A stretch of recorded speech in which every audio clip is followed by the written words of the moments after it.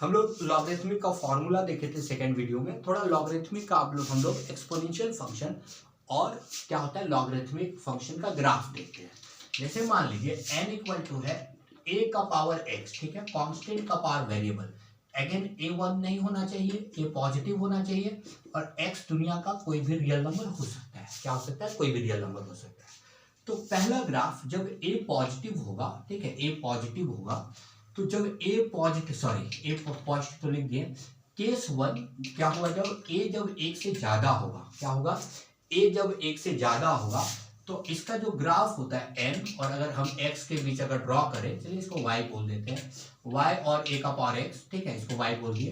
तो इसका ग्राफ कुछ ऐसा होता है। लेकिन तो x जब इन्फिनिटी होगा, एग्जांपल ले लेते हैं, जैसे मान लीजिए 2 का पावर x का, तो x जब इन्फिनिटी होगा तो एक से बड़े नंबर को जब बहुत बार मल्टीप्लाई करेंगे, ठीक है, 2 2 2 2 2 2 बहुत बार मल्टीप्लाई कर देंगे, तो ये नंबर किसको अप्रोच करेगा? इन्फिनिटी को अप्रोच करेगा। क्या अप्रोच करेगा? इन्फिनिटी को, मतलब इधर कहीं रहे होंगे। और ठीक उसी तरह से x जब माइनस इन्फिनिटी को अप्रोच करेगा तो 2 का पावर माइनस इन्फिनिटी कितना हो जाएगा? 2 का पावर इन्फिनिटी, ये कहाँ जाएगा? 0 को जाएगा। और x जब 0 होगा तो ये कितना रहेगा? 1 रहेगा। एक रफ आइडिया बता रहे हैं ग्राफ ड्रॉ करने का। और माइनस इन्फिनिटी पे 0, तो यानी कुछ ग्राफ कैसा आएगा? कुछ यूं आएगा, ठीक है, ऐसा ग्राफ आएगा, ठीक है, ठीक है, इस तरह से ग्राफ आता है। अब देखिए कुछ नाम है जो आपको दिमाग में रहना, कुछ चीजें हैं। एक्स के जगह में क्या क्या रखे आप? ग्राफ देखिए तो ग्राफ पूरा एक्स एक्सिस को कवर किया है, ठीक है, और एक्स की जगह में क्या रख सकते हैं? कोई भी रियल नंबर। तो डोमेन ऑफ द फंक्शन अगर हम बात करें, डोमेन ऑफ द फंक्शन कितना हो गया? ऑल रियल नंबर, ठीक है। रेंज मतलब क्या होता है? y का कैलकुलेशन। तो ग्राफ जो है y एक्सिस को कहां से कवर किया है? इस x एक्सिस से ऊपर।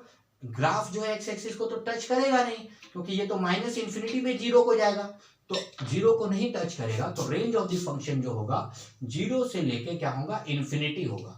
अगर कॉन्टिन्यूटी की बात किया जाए तो ये फंक्शन क्या है? कॉन्टिन्यूअस फंक्शन है, ठीक है। कैसा फंक्शन है? इसको देखिए यहाँ पे ऐसे करके, कहीं पे टूटा फूटा नहीं है, तो कैसा फंक्शन है? कॉन्टिन्यूअस फंक्शन है, ठीक है। कैसा फंक्शन है आपका? कॉन्टिन्यूअस फंक्शन है, ठीक है। चौथा इंपॉर्टेंट चीज, अगर हम बोले बाउंडेड और अनबाउंडेड, तो देखिए तो ग्राफ क्या है? रेंज में क्या है? रेंज में इन्फिनिटी जैसा कुछ आ गया। अगर रेंज में इन्फिनिटी जैसा कुछ आ गया, अगर ग्राफ को दो हॉरिजॉन्टल लाइन में हम नहीं पैर कर पाएंगे, तो वो क्या कहलाएगा आपका? क्या कहलाएगा आपका? Unbounded function. तो देखिए ना, ये रेंज में क्या आ गया? इन्फिनिटी आ गया। ये ग्राफ कहाँ चल जाएगा? इन्फिनिटी को चल जाएगा। तो ये कैसा फंक्शन होगा? ये फंक्शन होगा अनबाउंडेड होगा, ठीक है, अनबाउंडेड फंक्शन, ठीक है। इस तरह से कुछ इंपॉर्टेंट बात था।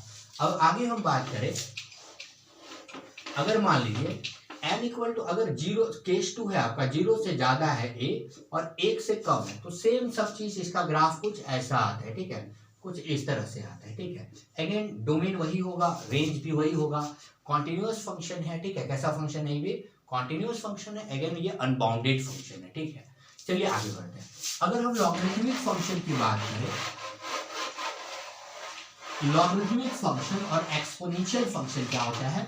एक दूसरे का इनवर्स होता है, ठीक है, एक दूसरे का इनवर्स होता है। इनवर्स कहने का मतलब ये नहीं होता है, जैसे मान लीजिए कहीं पे f इनवर्स x लिखा हुआ है, तो इसका मतलब ये नहीं होता है कि 1/f ऑफ x, ये गलत है, ठीक है, ऐसा नहीं होता है।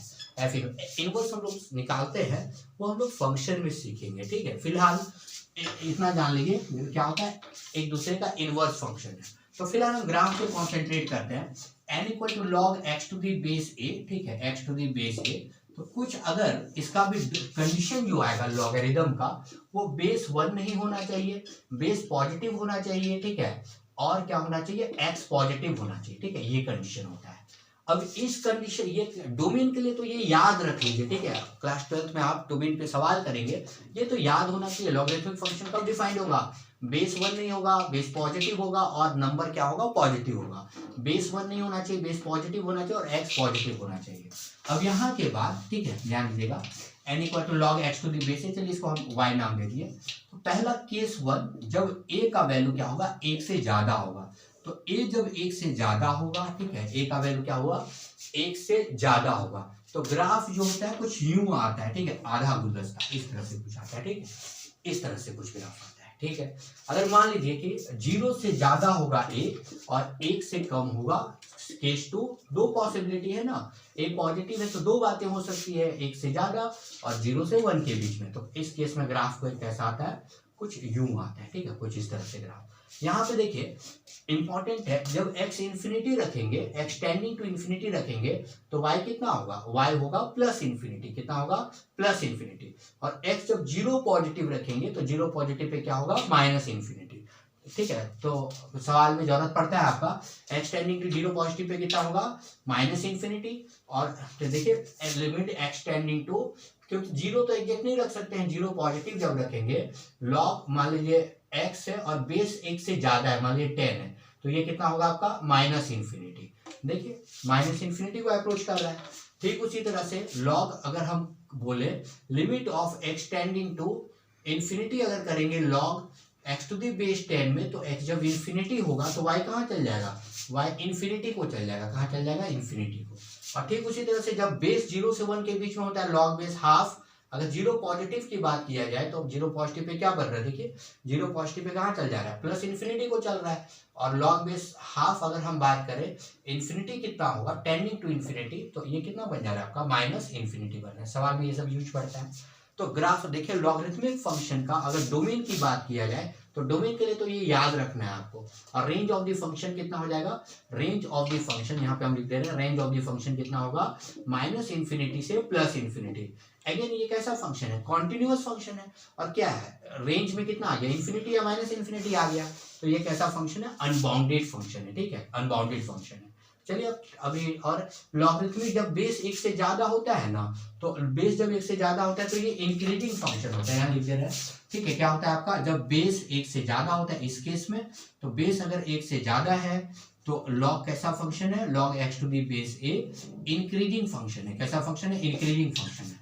अगर 0 से a, ठीक है, अगर 0 से ज्यादा है a और 1 से कम है तो log x to the base a कैसा फंक्शन है, डिक्रीजिंग फंक्शन है, कैसा फंक्शन है आपका, डिक्रीजिंग फंक्शन है। उम्मीद करते हैं ये वीडियो से आपको अच्छा लगा होगा, अच्छा लगेगा तो ठीक है सब्सक्राइब कीजिएगा, कोई डाउट हो तो कमेंट करें, ठीक है। चलिए गुड नाइट, शुभ रात्रि।